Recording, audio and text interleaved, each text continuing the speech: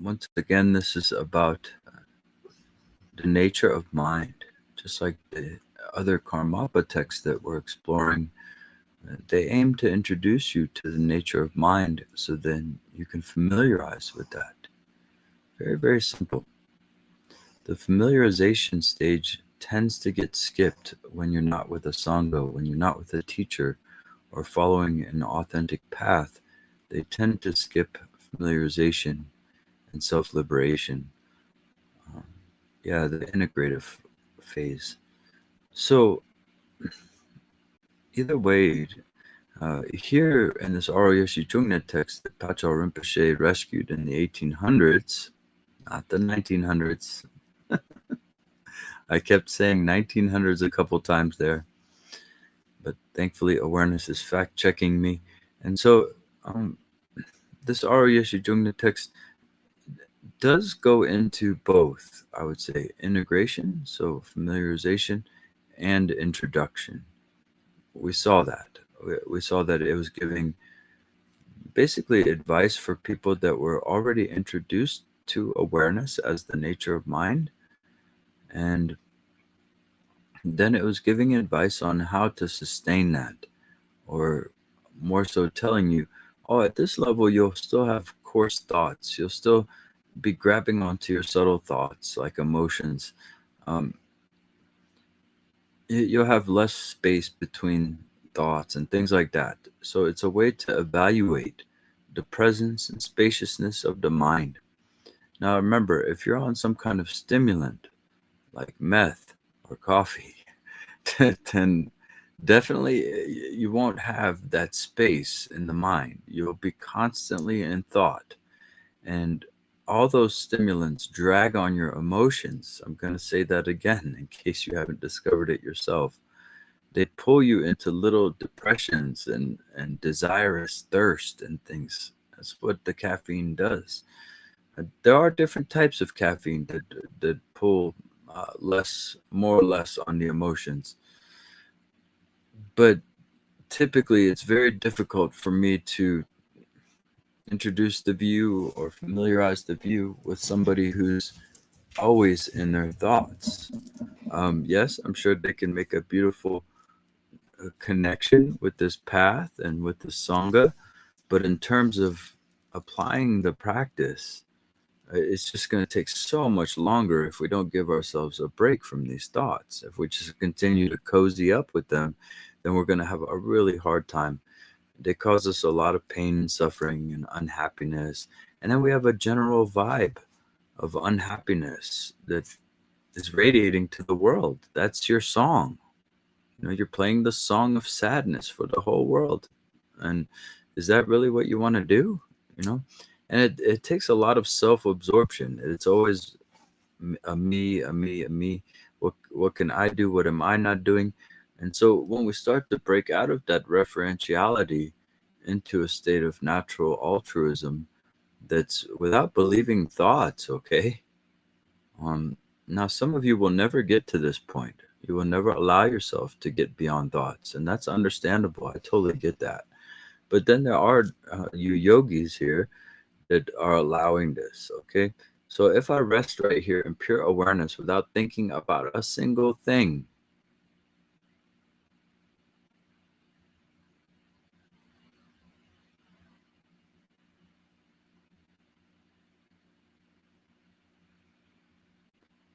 that means I'm free from any thought that would have me end my life or make some kind of problems for other people or keep me perpetuating in a unkindness or a harshness and things like that and a self-absorption.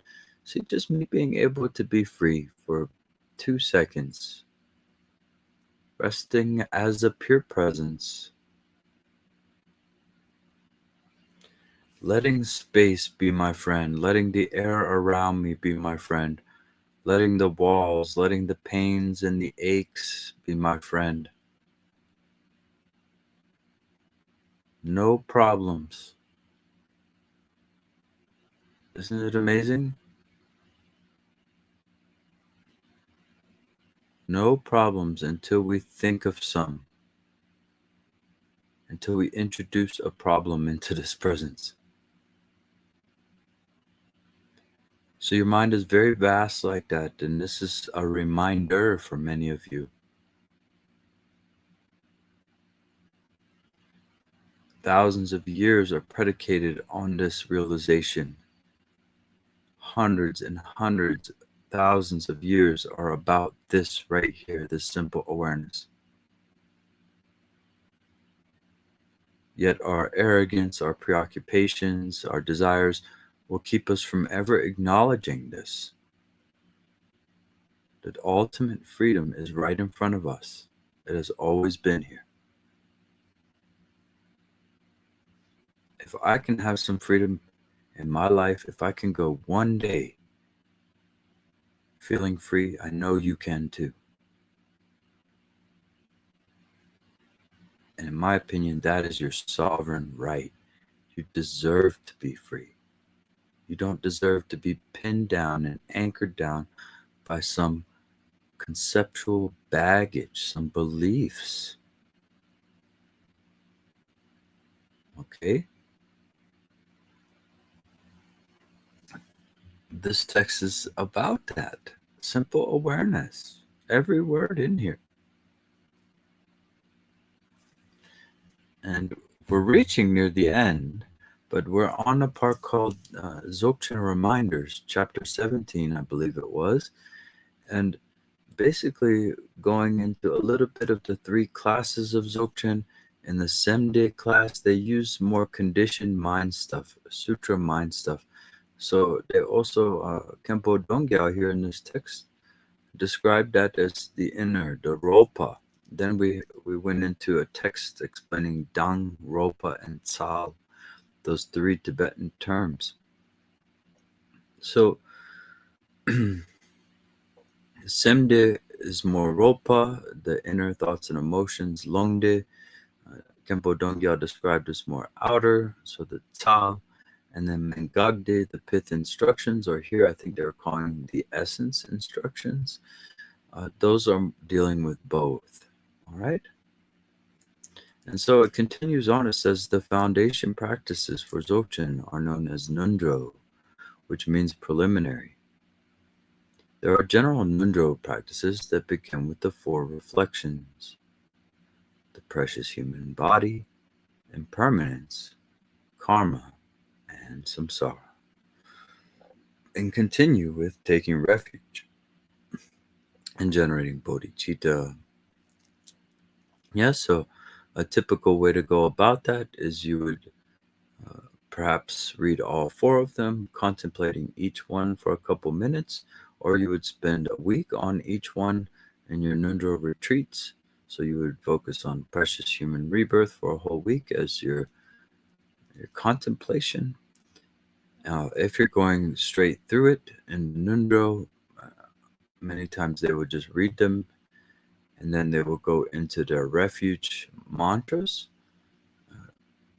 sometimes associated with full-length prostrations or half prostrations, depending on your physicality, and or no prostrations, right? They can be very taxing on the body, or they could help you unclog stuff. It really depends where you're at. But either way, they do those, and then they generate the bodhicitta. A little bit of nuance for you practitioners out there. Refuge is typically with the prayer hands, and then bodhicitta actually doesn't have the prayer hands. You'll notice that certain things have the prayer hands and certain things don't. It's usually when, like for example, if I'm generating bodhicitta in my mind, I'm not praying to anything. Right? It's pretty logical. But you can keep your prayer hands whenever you want, right? It's not a bad thing. I'm just giving you the traditional nuances. Which I follow. So if you see me put my hands down during bodhicitta mantras or something, you'll know why.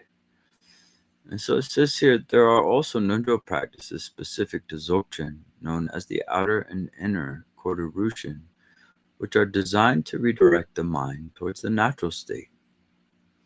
Yeah, and the ones that I went through were extremely physical. They're meant to unblock body, speech, and mind, karmic knots and congestion. So, for example, everybody who's hearing this right now, please keep your maturity about it. These are typically very secret. But you would stand on one foot for a long time saying hum, hum, hum. You would have hum visualizations where you fill up your whole environment with the hum and Kodurushin and various yogic techniques for unclogging the karmic system. So it says there are many different styles and techniques of Nundro practice, but among them, the most important are the ones we have been discussing throughout this teaching. Bodhicitta, reflecting on impermanence, preciousness of your life and opportunity and devotion.